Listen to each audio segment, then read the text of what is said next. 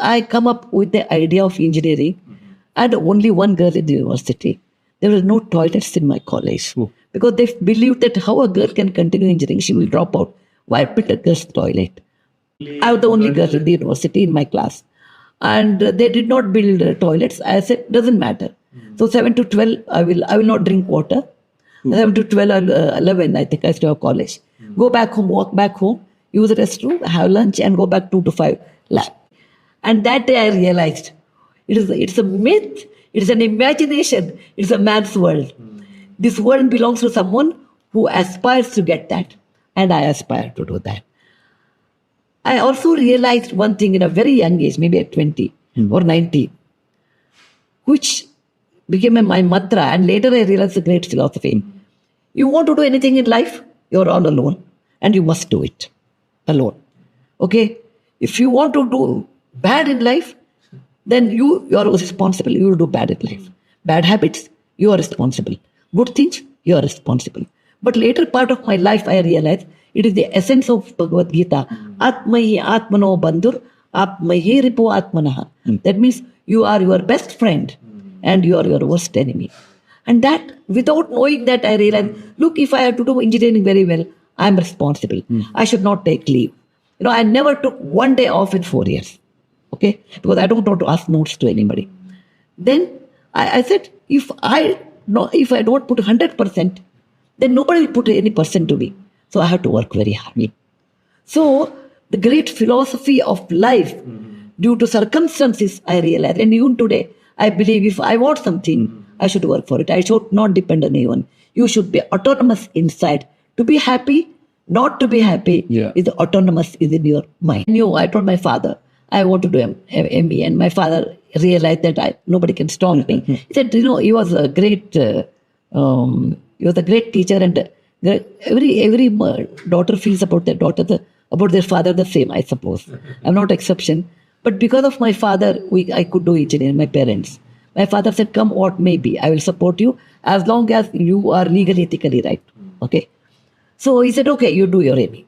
Then, I came to Indian Institute of Science and the punch card era. You told me, huge IBM 360, we'll take a punch card. And many marriages took place in IISc because of punch card, because a boy and a girl, came and the tray fell down and the cards were swapped and they have to redo again. They sit all night and they became friends and they later became, partners and then married and all. So my deck of cards never fell. I was quite careful about it. And I said, Harry, there's a new thing I never knew in Obli. There's a new computer thing. And it's quite simple. If you're very logical, it gives you results. And why can't I learn that? Yeah. And my son always tells me, Amma, you're the best example to teach the history of computer science, that the advance of the computer science. I've seen computers, deck of cards, printing things, dot matrix, this one, etc. But I was attracted to the new machine and I took up here. But today I think 8th class boy does what I used to do. Right. Binary, algebra, etc. I did my MTech, ME. Today I think 8th class boy does all those things. Very funny thing. I always believed in fairness. Okay? Once I was having my lunch and coming back. I'm in my class and coming back to my hostel. I saw the advertisement, campus recruitment. I wanted to go abroad and do my master's, PhD in computer science. So I said, I should not worry about it. Why should I take up a job? But curiosity in me said, let me see what the job is. Oh, telco requires young, bright engineers with a handful. It's a good, sir. Training was only 1,500. My father was head of the department, is at 500 or 600. It was 3 times more than my father's salary. Only in training.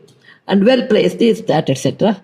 And Pune or Jamshedpur. At the end, lady students need not apply. Okay? It's like cigarette smoking is injurious to health. You can see, you can't see both. Yeah.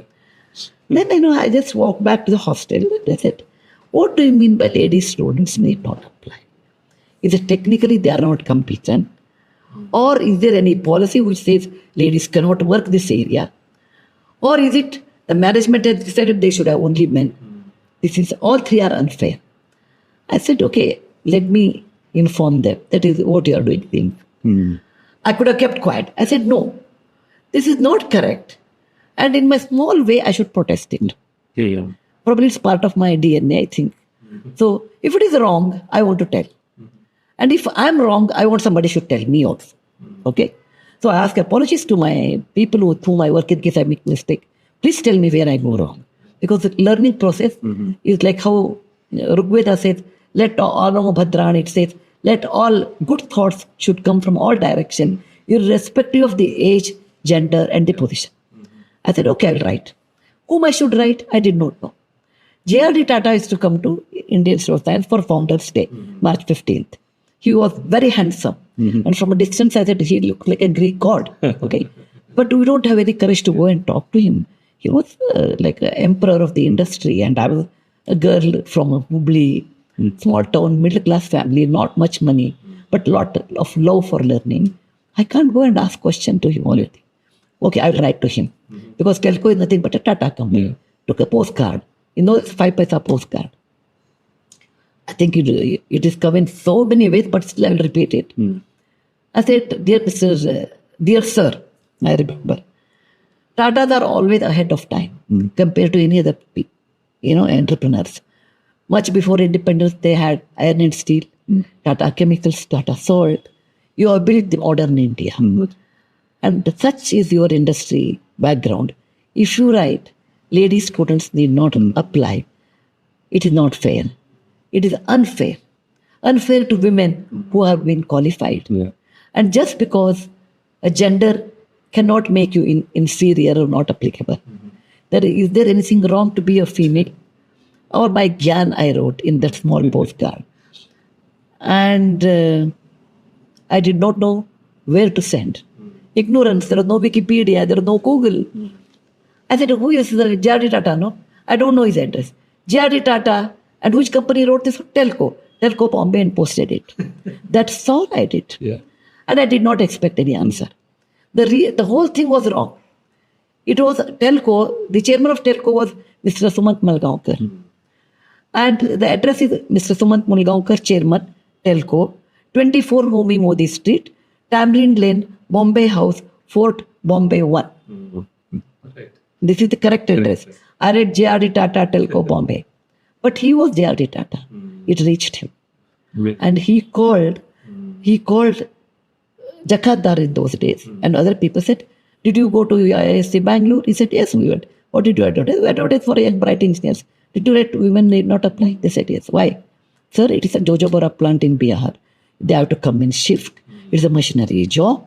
And all our workers, it is not a college. It is not a research center. So we wrote. He said, there is a girl from a small town girl. And she has asked, you interview her for a technical skill. Okay? But you should interview. Yeah. It is not the greatness of me writing a postcard. It is the greatness of that man who could read that postcard out of his 10,000 letters and calling the people and saying that you must interview her. Yeah. That's it. Then I wrote on him, approach J.R.D. later part of my life. His blue eyes is also fascinating for others. For me, his blue eyes were indicating the vastness of the sky. Ananta, that means there is no end.